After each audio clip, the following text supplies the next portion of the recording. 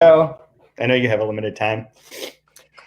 Welcome to the 2-Month Review, the weekly podcast brought to you by Open Letter and 3%, in which we take one giant book, break it down bit by bit, section by section, analyze it, discuss it, have fun, make jokes. I'm Chad Post from Open Letter Books, joined as always by Brian Wood, author of Joytime Killbox.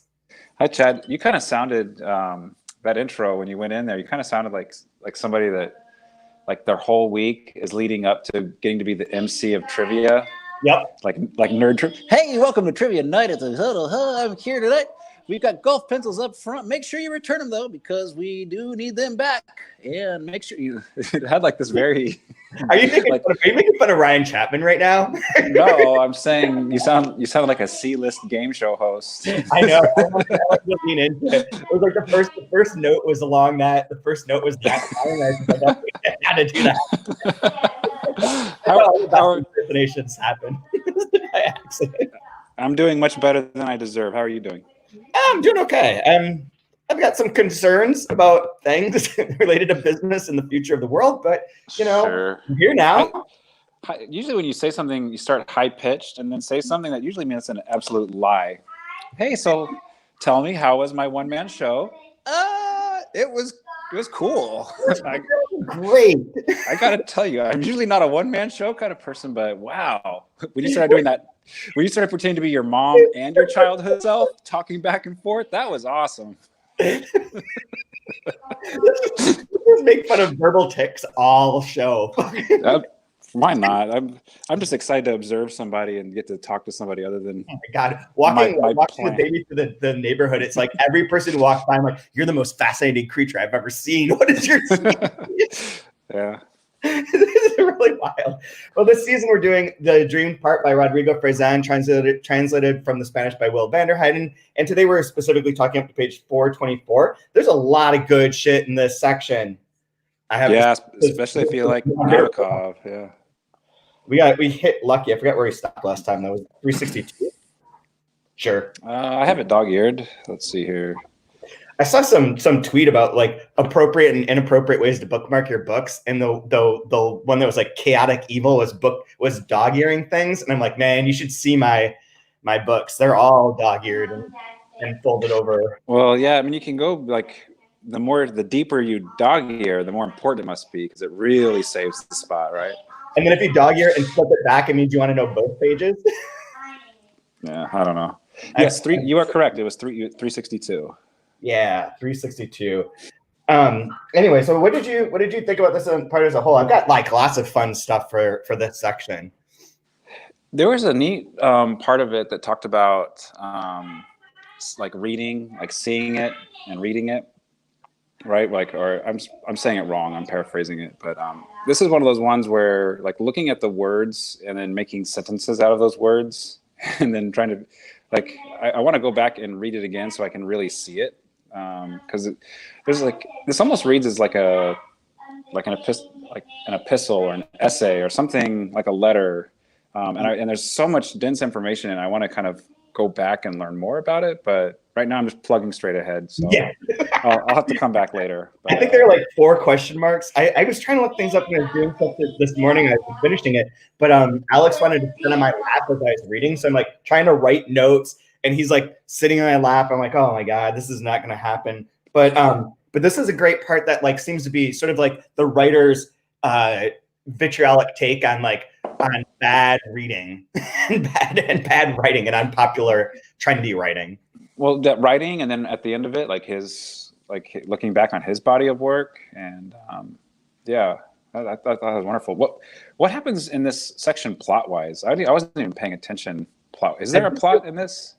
I know he goes to the sleeping center place or whatever, but yeah, it recontextualizes the first part.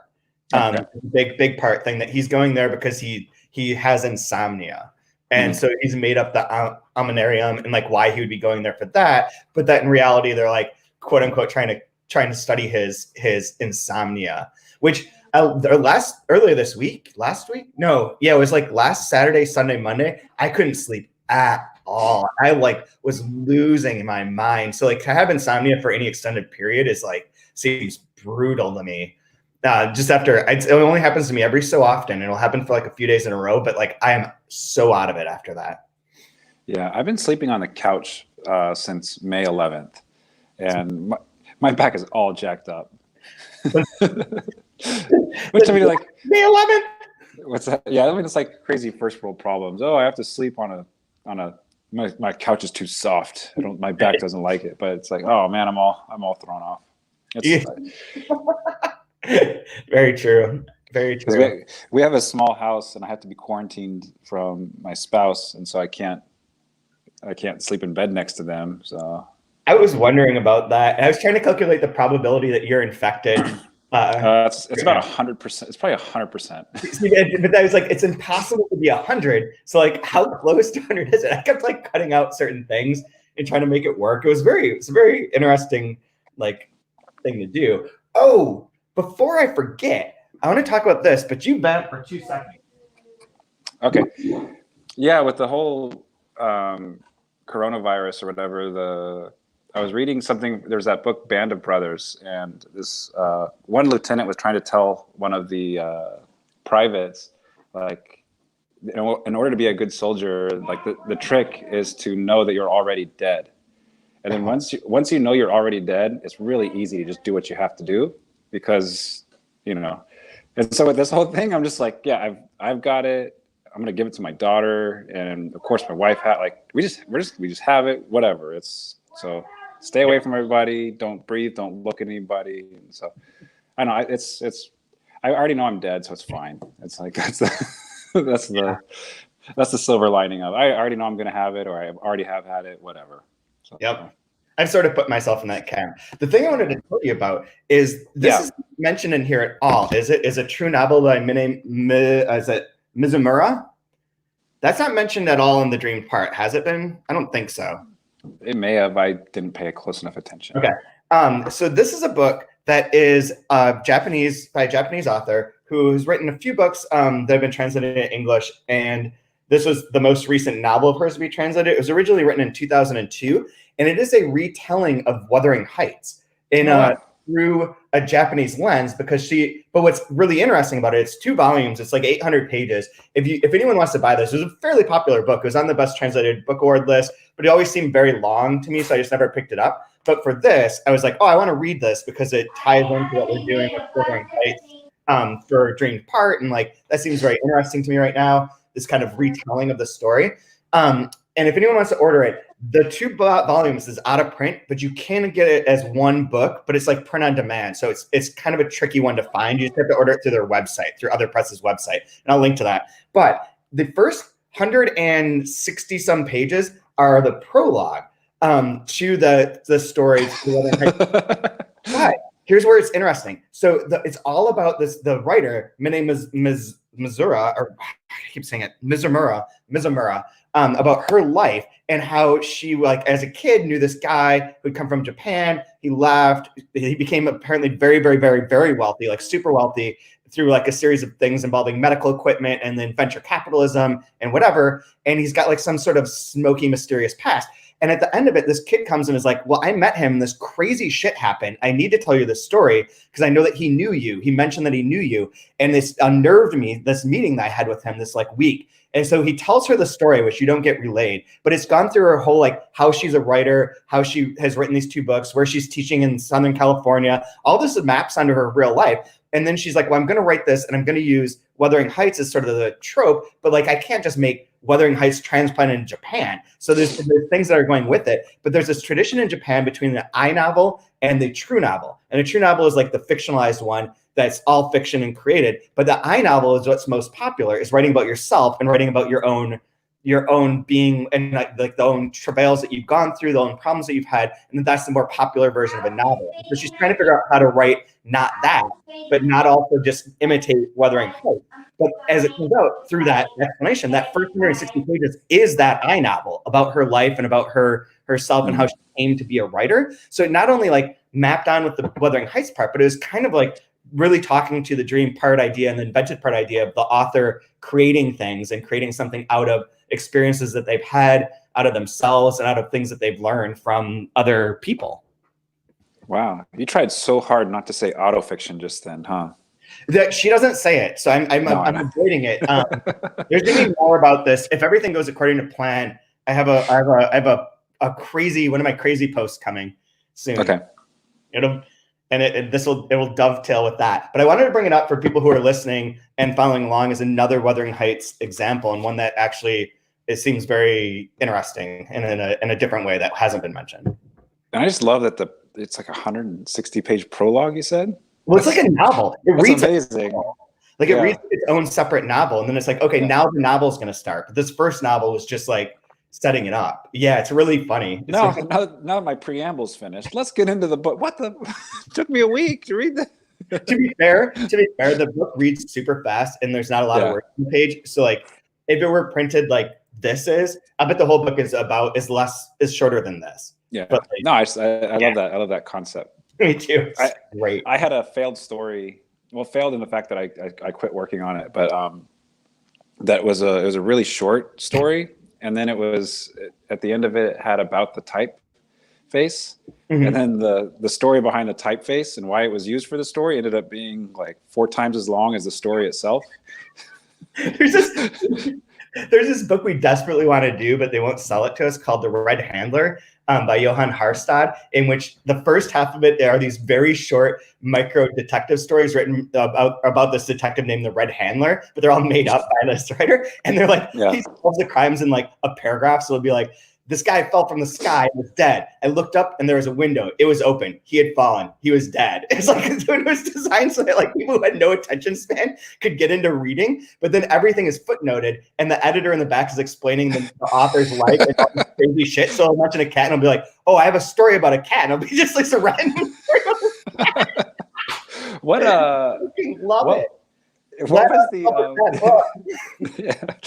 was the James Patterson, like the super short ones for the airplane? Book shots. Yeah, a book shot. What a great. This is like a micro book shot or whatever's the small. What's smaller than a shot? I don't know. I don't know. I can only do double shots. You know, I'm bull shots. Yeah. It's like it's a Reader's Digest book shot. Reader's Digest book shot, right? Yeah. Oh, I have a good place to start with this. So there's a lot of Nabokov stuff in here, which I actually read some stuff in preparation for this too, for once. Surprise. But this is the best. So on page 377, he's talking about the honorarium and all that kind of stuff and whatever. Now it's composed of a whole choreography of an expert in adolescent bumblings and someone who in addition never fell out of love, so on and so forth.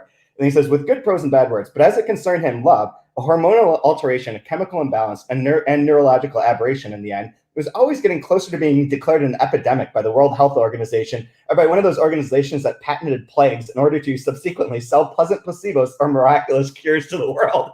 And I was like, uh-oh. Yep. Yeah. Yeah, all those things stand up so loud. Give it a shot. What do you have to lose? What do you have to lose? Just try it. Just try it. Try it. Okay, I'll try it. I want to point out my favorite Donald Trump fact that I've learned, which I shared with you this morning, which is just my favorite thing. So he always talks or has talked about how he is particularly good as an athlete and could have been a Major League Baseball player, which is something that, speaks to me very, very clearly. And so they went and found some of his stats because baseball people have nothing else to do. So we're like, I'm creating spreadsheets for people. I'm like, give me numbers that I can play with.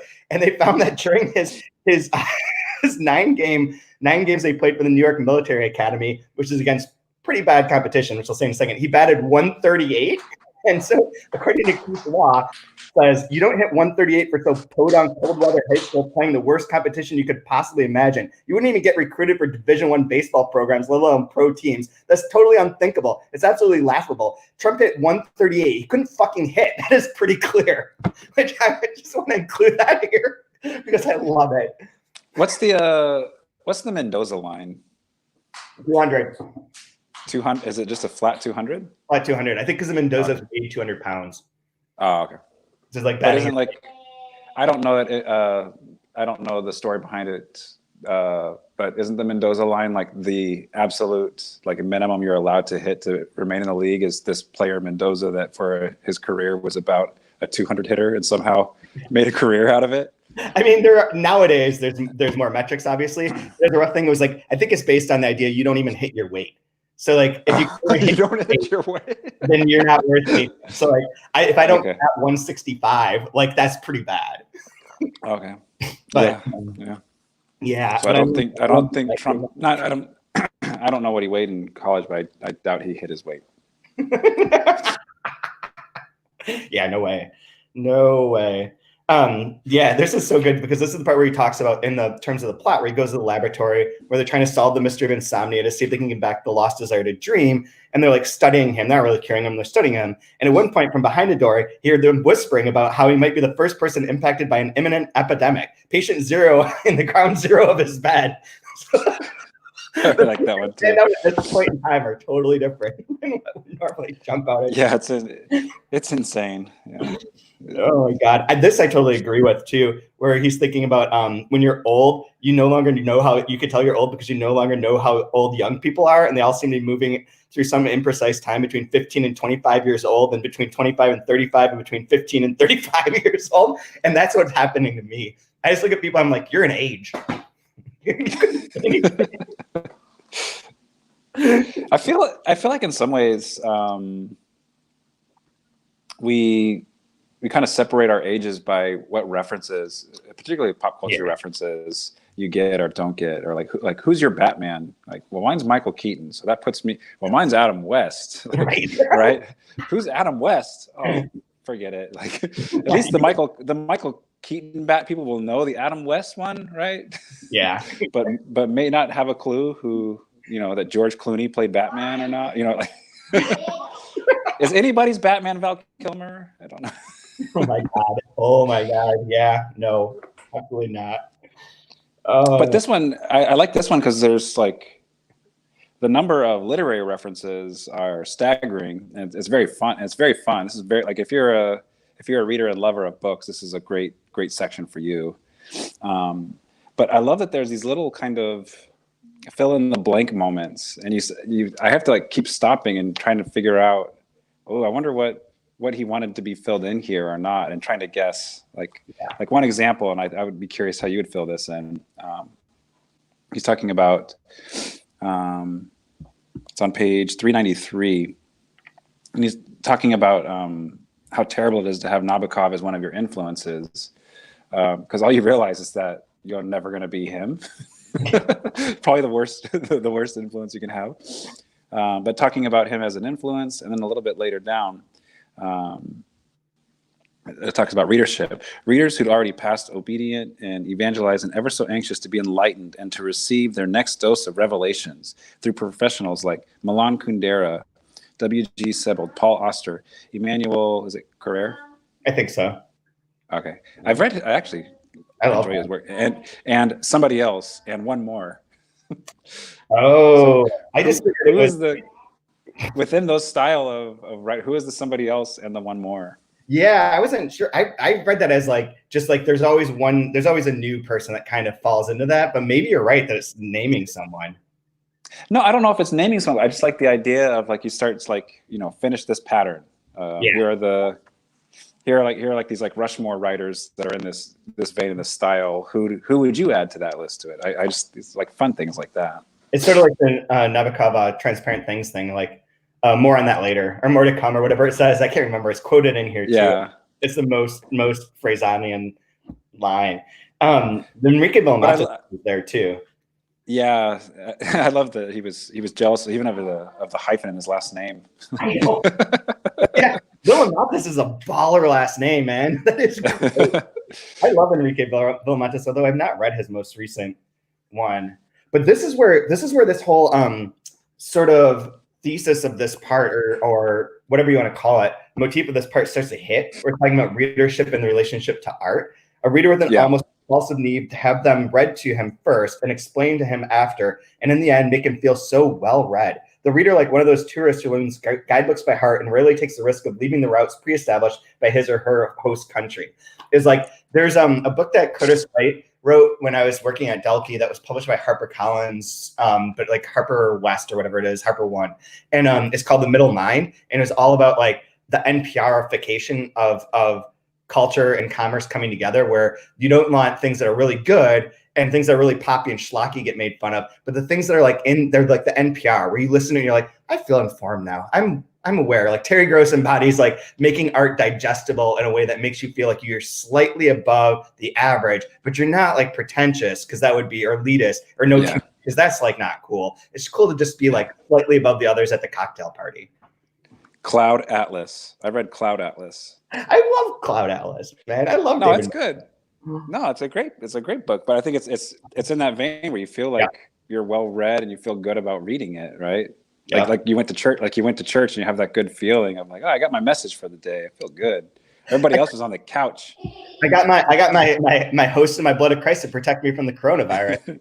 That's right. Hey, God don't. But no, Corona. It's so fun. Like I feel like he's always like, he's like an insult comic or like a roaster that's like really good at kind of like just putting his thumb against you. Because when that little quick list, like Immortality by Milan Kundera is when I was like first like, this is not required reading in any of my classes, but I'm going to read this book. Oh, I feel so good. Like this is a writer from Europe. Yeah. I'm not reading Fight Club. I'm reading Milan Kundera. Could say, yeah. Oh, exactly. Yeah. And then the other one was when I read The Mustache by Emmanuel, and like, oh, what a cool! Like, I love this kind of long story novella type thing. But it's like, oh, geez, man, he's like pick me apart here with his paragraph. Asshole.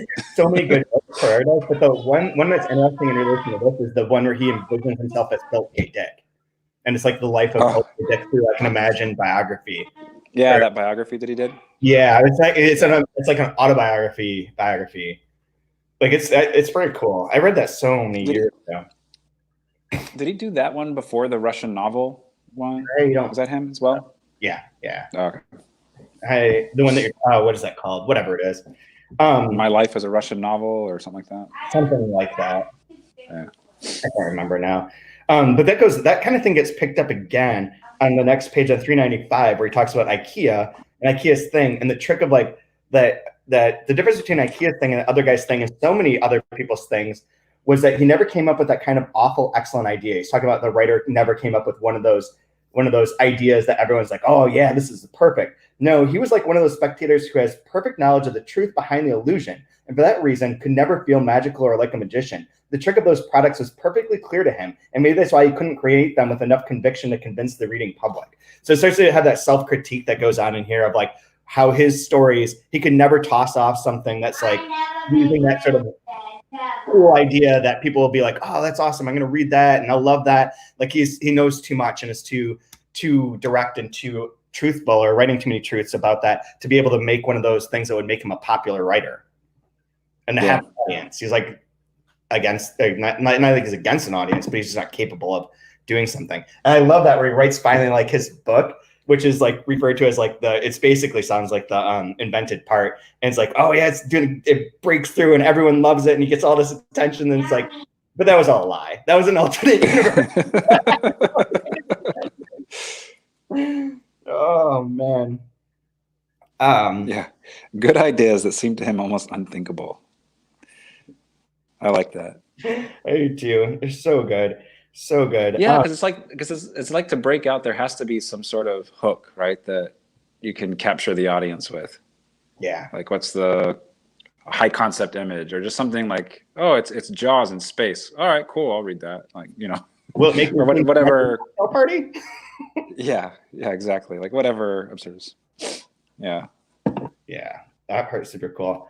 I know you have to go, so I'm gonna have to get to my fun parts because one of them you're really gonna love. I also so there is one other plot thing that sort of dropped in here is on 398 to ask forgiveness for what had happened with his sister and his sister's little son, who is maybe dead and maybe not. It goes on about that, but that is a very direct like bit, because we've heard about her son going missing. There's lots of assumptions, but like it's clear that he doesn't know if he's alive or gone.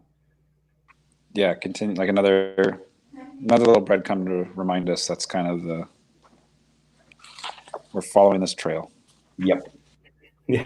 This is one of my favorite metaphors that I marked was And now he considers the excess. Oh yeah, so he's talking about reality and Lolita and all this stuff.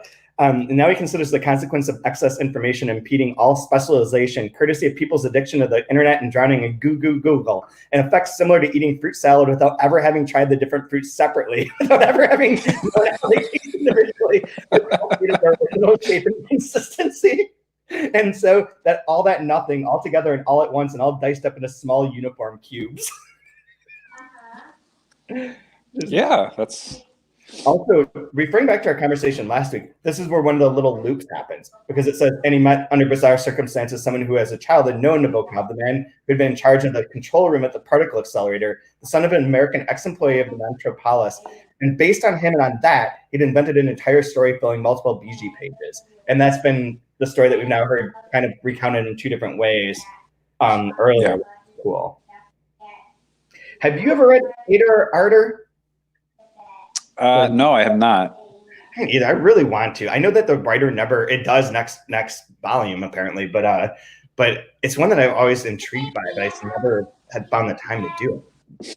So here's a funny way to, I don't know, just how bizarre it is to read this book sometimes. I don't know what year was he here when he came through? And 3 years ago, 2018. What's that? 2018. 2018. Okay. So this was already written in Spanish. Yes. No. Okay, cool. Yeah. 2017 it says on the front, right?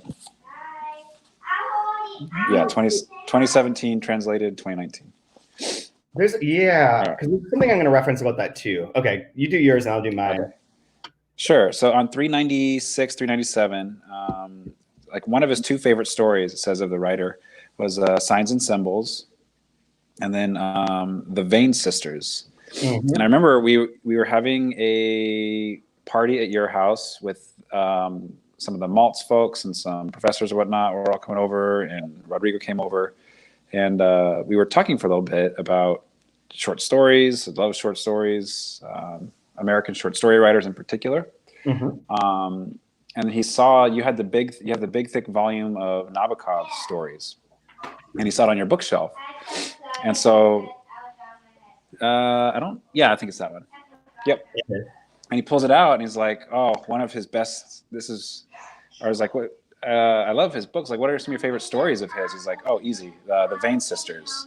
I'm like, oh, really? I haven't read that one. And he pulls it out and shows it to me and starts talking about it and saying the end of it is like this crazy puzzle.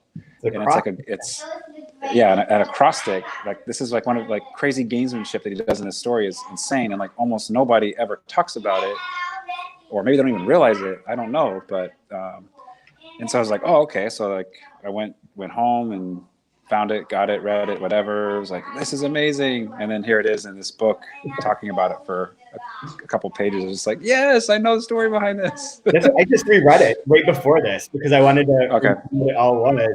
And the thing is it references the idea of this acrostic and this message twice in the story. And so the third time is the acrostic itself. And also at the very beginning when it's talking about light and icicles, I'm like, what the fuck's this icicle shit all about? This seems like unnecessary. And I think that then if you start noticing the last part, you're like, oh, wait a second. Icicle ties together back to the beginning of the book. Yeah, it's great. It's a great story.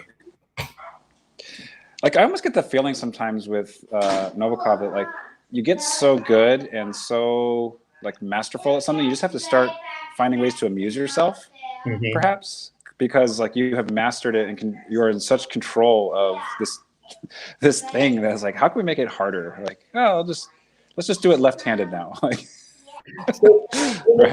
That's talked about in here too in relation to this. Look at the Harlequins, which I bought this version because it was in a used bookstore, and Rodrigo's like, you need to read this book. So I got it, and I read it, and it's amazing because he talked about it in here, and he's absolutely right, is that it's like a parody. It's like Nabokov parodying himself.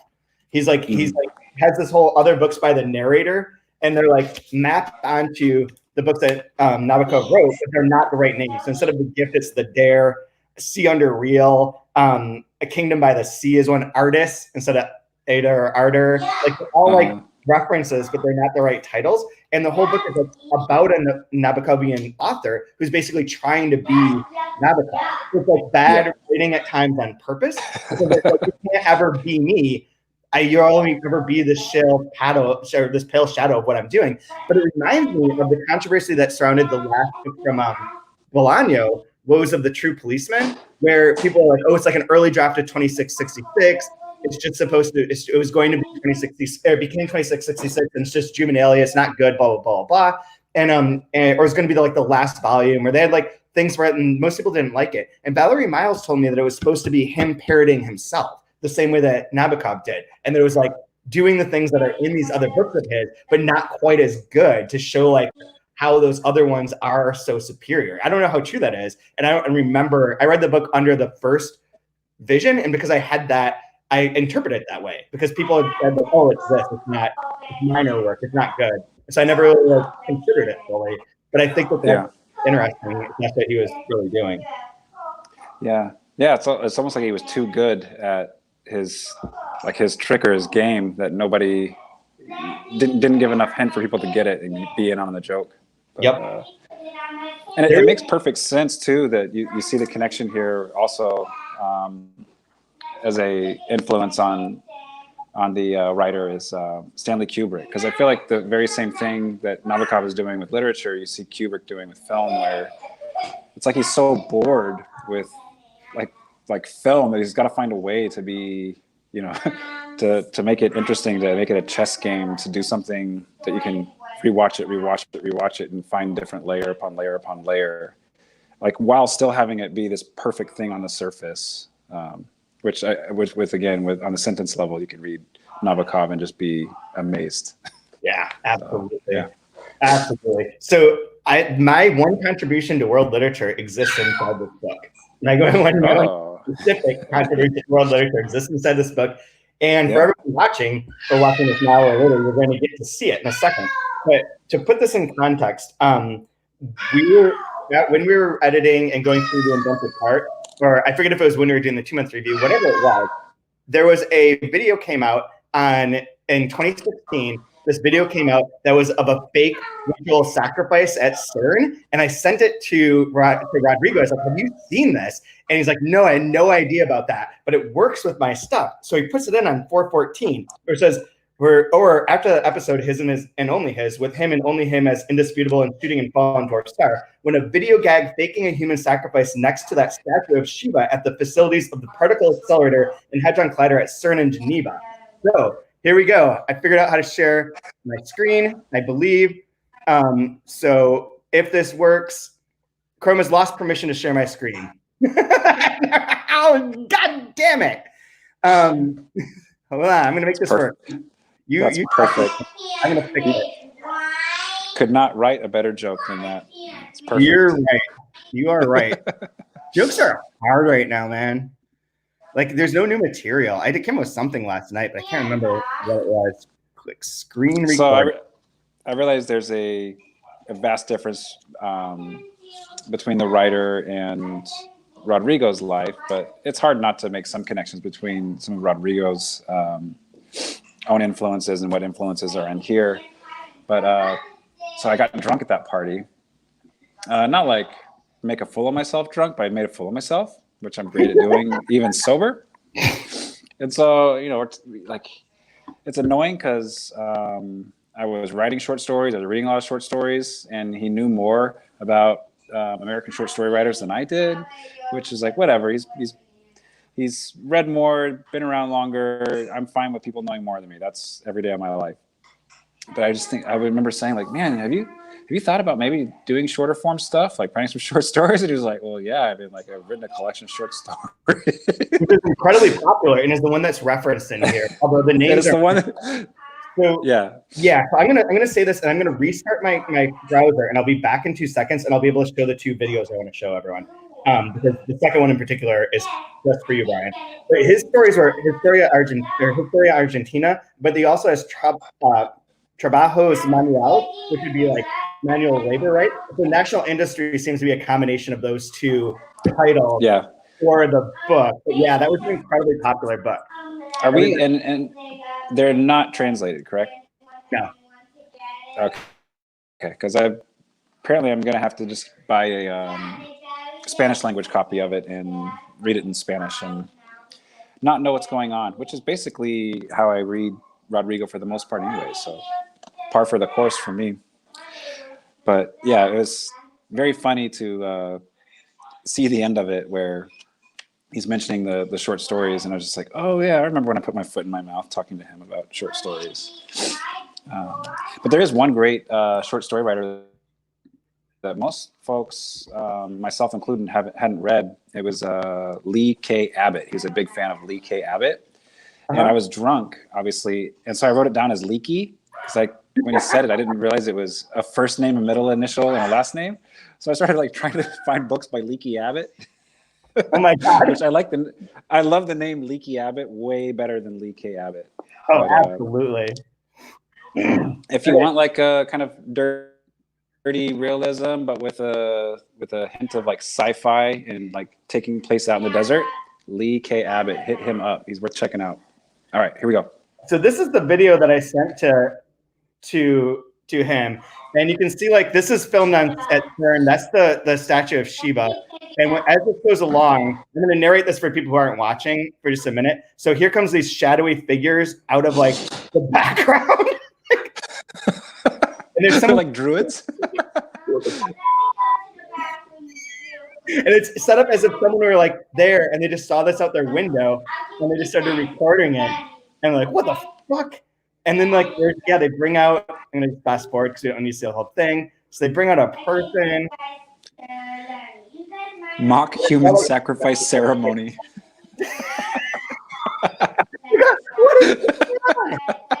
So that was one. So that's one video I wanted to show. So where they had a mock ceremony to sacrifice a human at CERN. I told him about it, and he put it in his book. So I feel really, I feel very professional and important now. Very nice. Very nice. Very true. Well, if one day in the not too distant future. That's it. Sorry, that was the people still being sacrificed. I forgot to turn it off. If he has a character that he calls like the young idiot or something, that's totally me. Can't wait. Can't wait. that takes another drink and leans in too close, is talking in his face, all sorts of nonsense, not knowing anything. It's like, oh yeah, that's me. That was me. Hell yeah. That'll be my contribution. Oh my God. One of the other parts I really love in this chapter is on 415, where he starts to answer. He's like, they always ask the wrong questions. And you don't ever understand what I say. They mistranslated his learning to read English or to understand English because of the back cover of Sgt. Pepper's Lonely Hearts Club Band as I remember learning English reading the booklet Farmer Peppermint, which is really funny. And so then he's like, well, you just don't answer the questions that they ask. And then that answer, what's my area of interest, my territory as a writer, my style, my subject? I could offer a brief answer. What interests me is texture, particularly the text, but that wouldn't be entirely correct or precise answer. I think something is like, and then that goes on the next 2.5 pages. And it includes a bit that says, now you hear, concerning what intrigues you, what you don't understand about my digressive style and psychotic theme. Allow me to quote you from memory, brief fragment. But he's like making this joke about like how he's like basically not answering this dude's question, talking all these like random stories and digressing. And there's this two funny things in here that remind me. There's this bit about like, that you eat four spiders a year. I've read somewhere recently that we are always within 4 feet of a spider. Like no matter where you are, you're within 4 feet of a spider. Which is unnerving. No, I'm not afraid of spiders. Not all of them. Some of them. Yeah, I almost lost my foot. I got bit by a brown recluse in college, actually. So I should be afraid of spiders, but after that, I'm okay with it, I guess. Whatever. Now, the other thing I wanted to show you goes back a minute here. Is where it's talking about the Rolling Stones. And he's making fun of the Rolling Stones. Yes. And that is wonderful. But it talks about how they had his favorite variation of the performance of the unrivaled James Brown was the one in the 1964 documentary film, The TAMI Show. There, along with the centrifugal of the famous clones, Brown decided to go out and kill it because they were not giving the closing number because they played to him. That privilege corresponded to novel and hip at the time, the Rolling Stones. So Brown decided to go and kill it and kill them, entering next to last from the right and dancing on just 1 foot, and like just totally destroyed it. So since James Brown wasn't like the headliner, he totally destroyed it. So this is extended, but this is a video you showed me, which when the first thing I saw James Brown, I think of this video. And if people have not seen or heard this video, I'm going to play a good bit of it because it might be the funniest thing, and it will work. It will work on the podcast that's just audio. It resulted, as a matter of fact, in Brown assaulting his wife with a lead pipe and firing a gun at a car that flew within. These are charges that Brown denies. He was released yesterday on $15,000 bond. He joins us from Atlanta to discuss the charges, and we welcome you, James Brown. How did all of this trouble begin? Living in America. There's nothing wrong. Nothing wrong at all. You're not in any difficulty, but you're out on bond. No, I'm not. Have all the charges been dropped? Yeah, I'm out on love. Well, are you out on love or out of love? Which is it? Out on love. Alone from night to night, you find me. Now, James, this isn't the first time you and your wife have had a problem. Are the two of you going to be able to work this out? Let's talk about the music. You want to talk about music, and you don't want to talk about what happened. No, it's all over. Well, let's talk about your tour. When are you leaving? We're leaving tomorrow. And where are you going? Rio de Janeiro and Sao Paulo, Brazil. Now, your fans will have read all about this, James. Aren't you concerned about that? No, Dankeschön. I'm concerned because there's nothing wrong. And what are you going to say to your fans when they ask you some questions about it? I'm going to say I feel good. Papa's got a brand new bag. It's a man's world. That's the second time we've heard that in 2 days. That's very interesting. Now, don't leave us, James. You stay right there. We have to talk about. Well, tell us a little bit about what you're going to be doing on this tour. Right. What are you going to be doing on this tour? I'm going to be doing Papa's got a brand new bag, living in America. Sex machine, get up off of that thing. I feel good. Jam. Now, I understand that you have already, James, I have to ask you one serious question here. I understand you already have started divorce proceedings. Does that mean that you're now eligible? Yes, I'm singing. I want to mingle. You want to mingle? Yeah. Now, the women love you when you get out there. Why do you think that is? What'd you say? The women love you when you get out there. Why is that, lady? Well, I'm asking you. Huh? Because What do you think that is? You I look smell good. I feel good. And you sing good. And make love good. Oh. Well, very well. We don't have to ask anybody else. We got that from the source. There you are. Now, you're involved in publishing a gospel magazine. Tell us a little bit about that. The Second Coming. It's out of Augusta, Georgia, the anchor. Joseph P. Young is the editor, and James Brown is one of the advisors. And we're doing a fantastic job. The Second Coming. That is so much cocaine. So much cocaine went into that. So much cocaine in that interview. Holy cow. And there is cocaine in this section too. So maybe that's the segue which is the segue to my favorite line. Because I know since we have to keep this one short for you, my favorite line is on 386, where I'm not going to read the whole. Actually, I will.